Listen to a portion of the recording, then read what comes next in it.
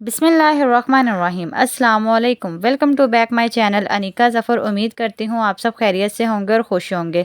तो आज की वीडियो में मैं आपके साथ ये खूबसूरत सा नेक का डिज़ाइन शेयर करने वाली हूँ, तो वीडियो को आपने बिल्कुल भी स्किप नहीं करना।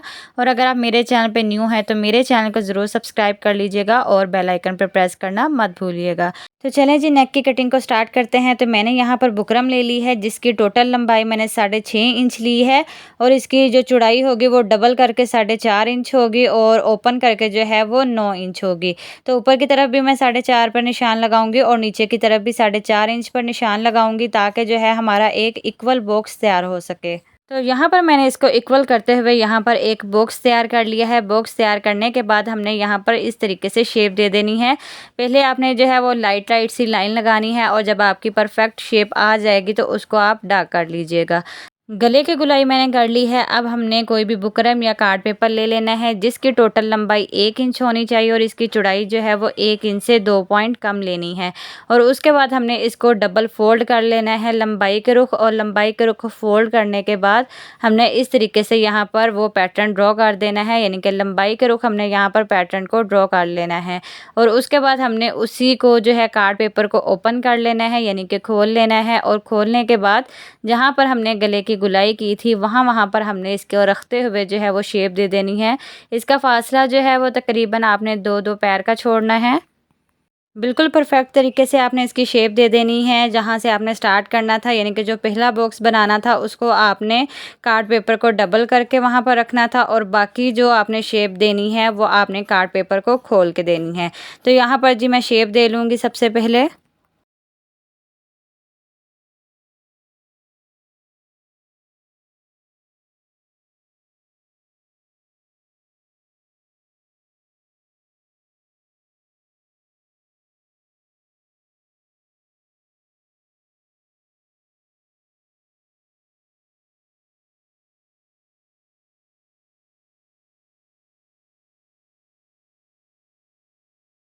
जी, तो यहाँ पर आप देख सकते हैं कि मैंने जो है वो इसकी शेप दे दी है। अब मैंने इंची टेप लेना है और इसके बाद जो है फ्यूलिंग का निशान लगाना है। फ्यूलिंग का निशान जो है वो आप 1-1 इंच के फासले पर लगा सकते हैं। तो यहाँ पर जो है मैंने 1-1 इंच का फासला छोड़ते हुए इसी तरीके से जो है वो शेप दे दी है। अब हमने उसी शेप के ऊपर इस तरीके से कटिंग कर देनी है। कटिंग करने के बाद सबसे पहले जो है मैं इसका अंदर वाला पार्ट इस तरीके से कटिंग करूँगी, ताकि जो है हमने जो कट बनाए हुए हैं उसकी कटिंग हमारे लिए आसान हो सके। तो यहाँ पर सबसे पहले जो है मैं दरमियान वाला कट जो है उसको कटिंग करूँगी। जो हमने दरमियान में स्पेस दी थी उसको सिर्फ कट करना है, बाकी जो शेप दी है हमने उसको कट नहीं करना। तो यहाँ पर जो है अगर आप परफेक्ट तरीके से कटिंग करना चाहते हैं तो मेरा मशवरा यही है कि आप छोटी सीज़र के साथ जो कटर होता है उसकी मदद से आप अगर कटिंग करेंगे तो ज़्यादा परफेक्ट तरीके से जो है वो इसकी कटिंग हो जाएगी। तो यहाँ पर जो एक्स्ट्रा बुकरम होगा उसको मैं निकाल दूँगी और बाकी पत्तियों की मैं शेप दे दूँगी।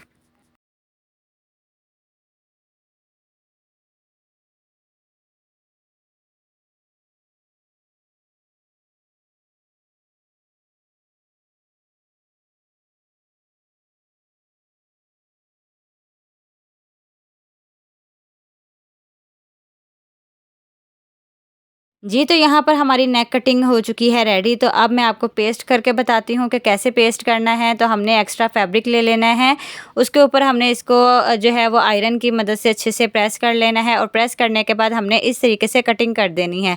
साइडों पे जो है वो आपने आधा-आधा इंच या 1-1 इंच का फासला छोड़ते हुए कपड़े को कट करना है और कट करने के बाद हमने इसको बुकरम के ऊपर फ़ोल्ड करते हुए यहाँ पर सिलाई लगा लेनी है। और कपड़े को फ़ोल्ड करते वक़्त अगर आपके यहाँ पर चुनट्स आएँ तो आप सीज़र की मदद से जो है वो छोटे-छोटे से कट लगाकर भी यहाँ पर फ़ोल्डिंग कर सकती हैं। सिलाई करने के बाद अगर यहाँ पर एक्स्ट्रा फैब्रिक है तो उसको हम कट कर देंगे। तो यहाँ पर आप देख सकते हैं कि हमारा नेक जो है वो कुछ इस तरीके से रेडी हुआ है।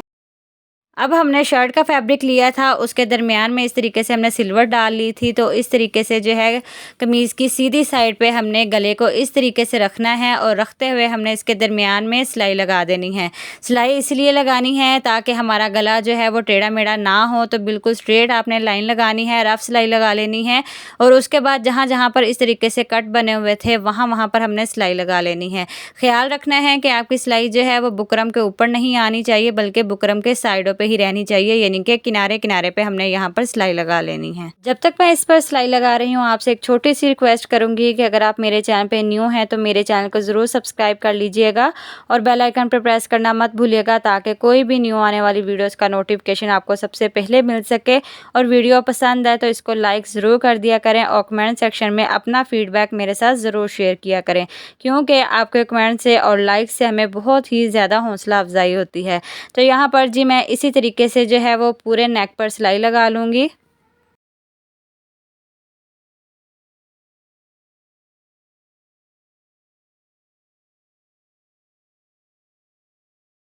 जी, तो यहाँ पर मैंने सिलाई लगा ली है। अब हमने इसकी कटिंग कर देनी है। सबसे पहले जो है मैंने इसका एक्स्ट्रा फैब्रिक कट कर देना है जो साइडों पे था, और उसके बाद जो है हमने इसका अंदर वाला जो फैब्रिक है वो कट करना है, यानी कि इस तरीके से हमने छोटी सीज़र की मदद से जो इसका अंदर वाला एक्स्ट्रा फैब्रिक होगा उसको हमने कट कर देना है। और कट करते वक़्त आपने जो है हर किसी के दरमियान में छोटा-छोटा सा कट लगा देना है, और इसके साइडों पे यानी कि जो चौरस बना हुआ है, ब्लॉक बना हुआ है, उसके कॉर्नर्स पे भी आपने छोटा सा कट लगाना है। वो इसलिए लगाना है ताकि जब आप इसकी फोल्डिंग करें तो यहाँ पर चुनट्स नहीं पड़ेंगे, और ख़्याल रखना है कि कट लगाते वक्त आपकी सिलाई कट ना हो जाए।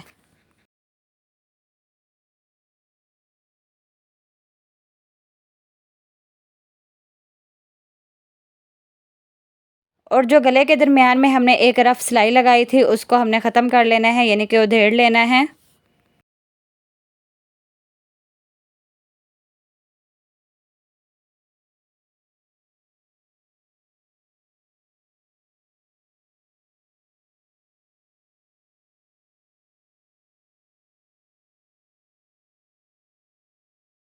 जी, तो यहाँ पर मैंने सारी नेक की कटिंग कर ली है, ये आप देख सकते हैं। अब हमने इसकी फ़ोल्डिंग करनी है। फ़ोल्डिंग किस तरीके से करनी है, जैसे हमने ये डिज़ाइन बनाया था इसको हमने अंदर की तरफ यानी कि बाहर की तरफ जब हमने इसको फ़ोल्ड करना है तो कुछ इस तरीके से ये फ़ोल्ड होगा, और आपने पिन लेनी है। पिन की मदद से जो है वो आपने इसके कॉर्नर जो है वो बाहर निकाल लेने हैं, और परफेक्ट तरीके से जैसे बुकरम की शेप है वैसे आपने यहाँ पर शेप दे देनी है। तो ये आप देख सकते हैं कि पिन की मदद से मैंने जो है ये सारा डिज़ाइन बाहर निकाल लिया है, और उसके बाद मैंने इसको प्रेस कर लिया है।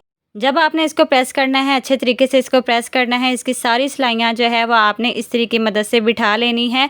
और उसके बाद जो है अब हमने यहाँ पर मोती अटैच करने हैं। मोती जो है वो मैं इस कलर के अटैच कर रही हूँ। आप अपने ड्रेस के अकॉर्डिंग जो है वो कलर सेलेक्ट कर सकती हैं।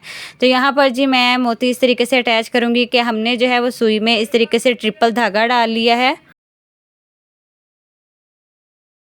मोती को लगाने से पहले आपने सबसे पहले अपने नेक को जो है वो तरपाई या सिलाई लाजमी कर लेना है, और उसके बाद जी हमने यहाँ से जो है वो सुई को इस तरीके से गुजारना है, और गुजारने के बाद हमने फिर मोती डालना है, क्योंकि हमारा धागा जो है वो नज़र नहीं आना चाहिए, सिर्फ मोती नज़र आना चाहिए। तो किस तरीके से मैंने डाला है मैं आपको दोबारा दिखा देती हूँ। तो यहाँ पर आप देख सकते हैं कि जो डिज़ाइन हमने बनाया था उसके कपड़े के अंदर में से हमने धागे को गुजारना है। गुजारने के बाद हमने इस तरीके से जो है वो मोती अटैच करते हुए दूसरे मोती की तरफ यानी कि जाना है, जहाँ पर हमने मोती दोबारा से अटैच करना है। तो यहाँ पर आप देख सकते हैं कि हमने इस तरीके से मोतियों को अटैच कर देना है। तो ये थी आज की वीडियो। उम्मीद करती हूँ आपको मेरी आज की वीडियो ज़रूर पसंद आई होगी। तो चैनल को सब्सक्राइब करना मत भूलिएगा।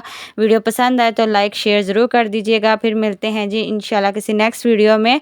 अपना और अपनों का ढेर सारा ख्याल रखिएगा जी। अल्लाह हाफिज़। ये